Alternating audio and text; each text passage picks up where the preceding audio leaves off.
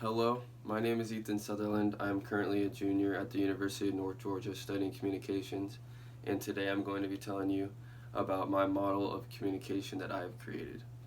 My model is based off of a very well known model, which is the transmission model.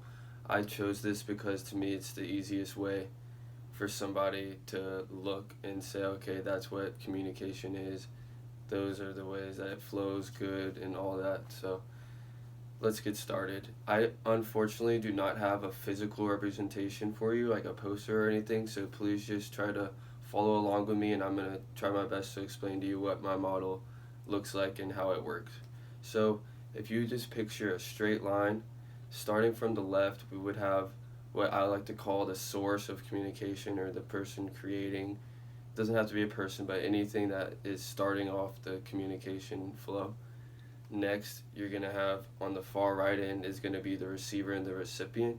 So obviously, a recipient is who's receiving this message or communication. The audience, it could be one person, one single person. It could be a lot of people. You really never know. But there's a recipient and there's the source.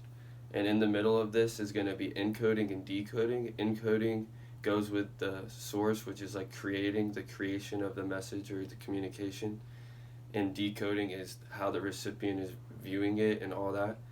And throughout this entire process, we're going to have noise. We're going to have barriers that are affecting how this communication is being translated clearly, or however you want to put it. It's going to affect it. So the noise is anything that affects the communication from not being translated clearly.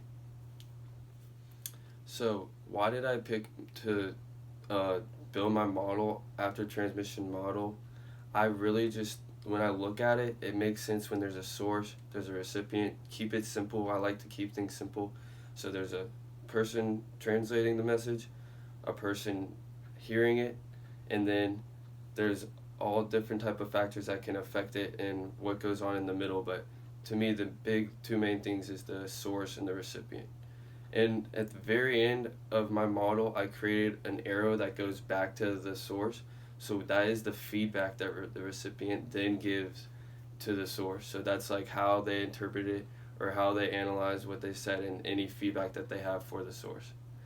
I would like to leave y'all today with one question, and that is, how many different ways of communication do you think there is?